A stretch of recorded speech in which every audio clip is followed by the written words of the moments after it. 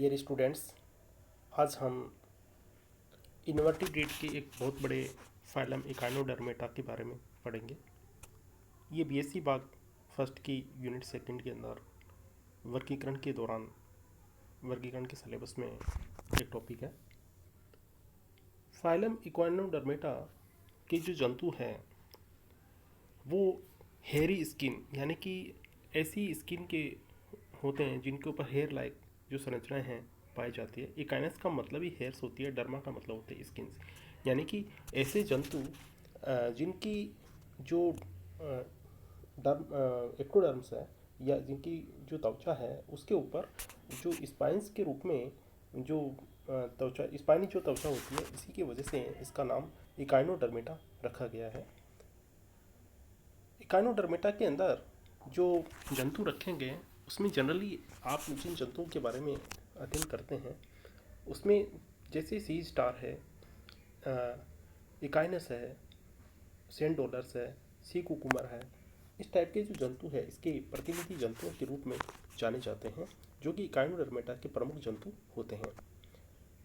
Echinodermata की जो सबसे मूलभूत जो लक्षण है उसका इसकी स्किन है, जो क्या है स्पाइनी स्किन, स्पाइन लाइक जो है इसकी डर्म्स होती है। इस ग्रुप में या इस फाइलम में लगभग 7000 स्पीसीज को शामिल किया गया है और ये मुख्यतया जो कि मूलभूत रूप से मेराइन होती, एक्सक्लूसिवली मेराइन होती, यानी कि केवल ये समुद्री जल के अंदर पाए जाने वाले जंतुओं का समूह है। और इनकी साइज़ जो होती है वो 1 मीटर से लेकर के या सेंटीमीटर से लेकर के 1 मीटर तक की इनकी साइज़ हो सकती है।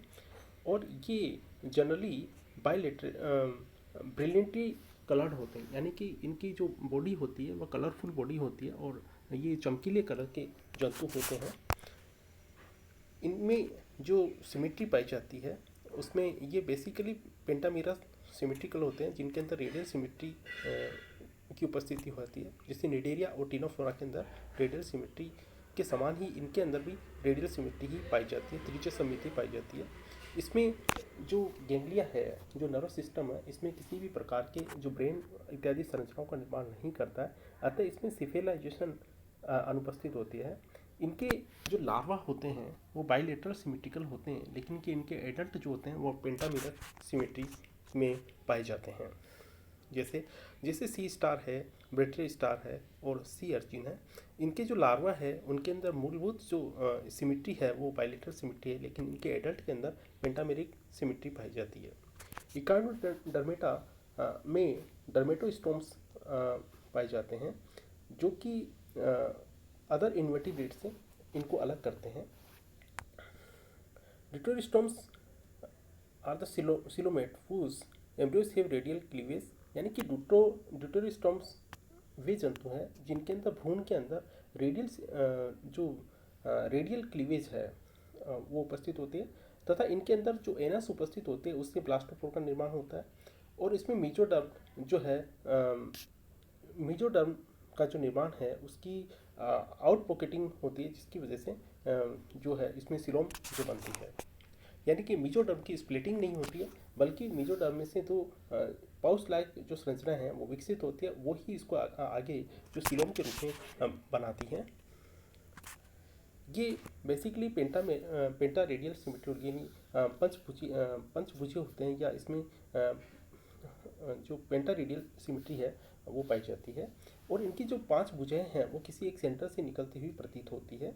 इनमें एंडोस्केलेटन जो आंतरिक जो कंकाल है वो कैल्शियम कार्बोनेट से मिलकर के बना होता है, जो कि कैल्शियम कार्बोनेट के प्लेट्स के रूप में पाया जाता है।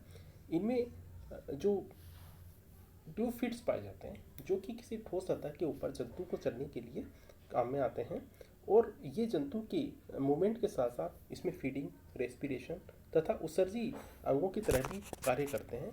और इस प्रकार का जो सिस्टम इनके अंदर पाया जाता है उसको अपन वाटर वेस्कुलर सिस्टम कहते हैं, जो कि इसके विभिन्न कार्यों को करता है, जैसे मूवमेंट है, फीडिंग है, रेस्पिरेशन है, एक्सक्रीशन है, ये कार्य इसके द्वारा की जाते हैं।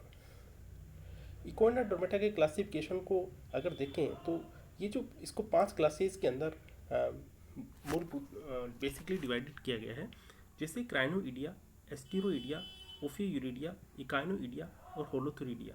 जैसे पहली क्लास है क्राइनोइडिया, ये क्राइनोइडिया के जो सदस्य हैं वो लिली लाइक होते हैं, यानी कि इनकी संरचना होती है समुद्री लिलियों के समान होती है। जैसे एग्जांपल इसमें समुद्री लिली है, फीदर स्टार्स है, ये प्रमुख जंतुओं के रूप में जो क्राइनोइडिया के प्रमुख जंतुओं के रूप में जाने जाते हैं।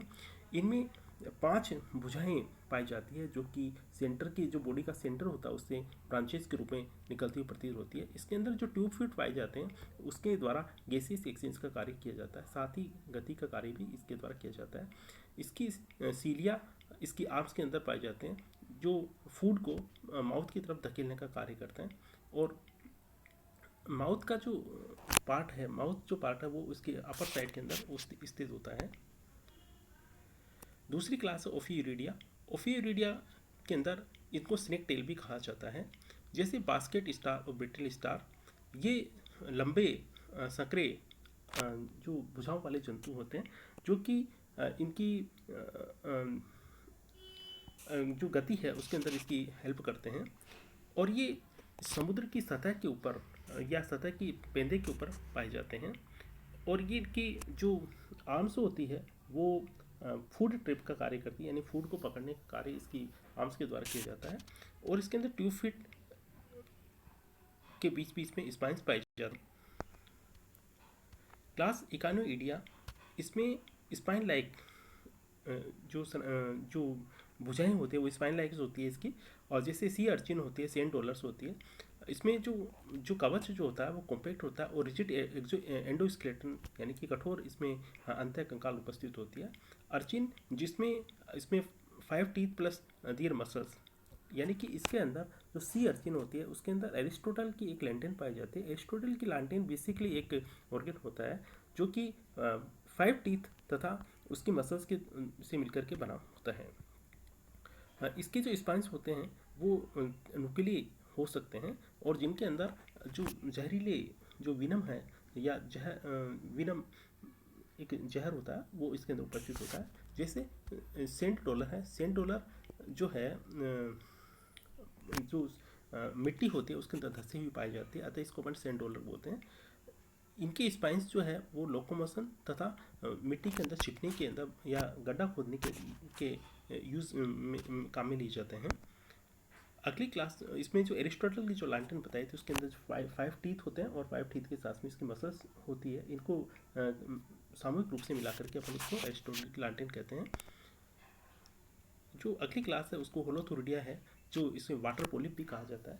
जैसे सी कुकुमर इसका प्रमुख जो जंतु है, इसकी जो बॉडी होती है वो बिल्कुल ही सॉफ्ट बॉडी वाले एनिमल होते हैं, क्योंकि ये इसके जो एंडोस्केलेटन ना जो पार्टिकल्स से मिलकर बना, छोटे छोटे जो कण हैं उससे मिलकर के बना होता है और ये सॉफ्ट बॉडी वाले एनिमल होते हैं। उसमें जो टेंटिकल्स पाए जाते हैं, इसकी जो एंटीरियर साइड उसके ऊपर टेंटिकल्स पाए जाते हैं जो फूड कैप्चर का कार्य करते हैं और फूड को माउथ के तरफ धकेलने का कार्य इनके द्वारा किया जाता है। जैसे ये एक एग्जांपल है सी कुकुमर का। सी कुकुमर एक होलोथुरिडिया का एक जंतु है।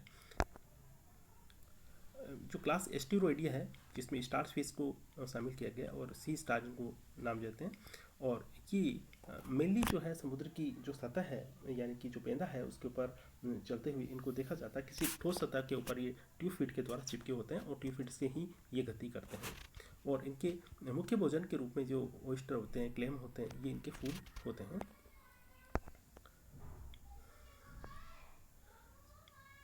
जो सी स्टार्स होता है उसके बेसिकली 5 भुजाएं पाई जाती है और इसकी बहुत सारी स्पीसीज है जिसमें से 24 स्पीसीज के जंतु हैं उनको आइडेंटिफाई किया गया है। इसमें जो ट्यूब फीट होते हैं 2 पंक्तियों के रूप में पाए जाते हैं और इसके अंदर एक विशेष संरचना पेडिक्लेयर पाई जाती है जो कि ट्यूब फीट को सफाई का कार्य करती है। इसके अंदर ये गैसेस एक्सचेंज के लिए इसके अंदर स्किन गिल्स पाए जाते हैं जिनके द्वारा जनरल बॉडी सरफेस जो है वो गैसों के आदान प्रदान के अंदर मुख्य भूमिका होती है इसकी।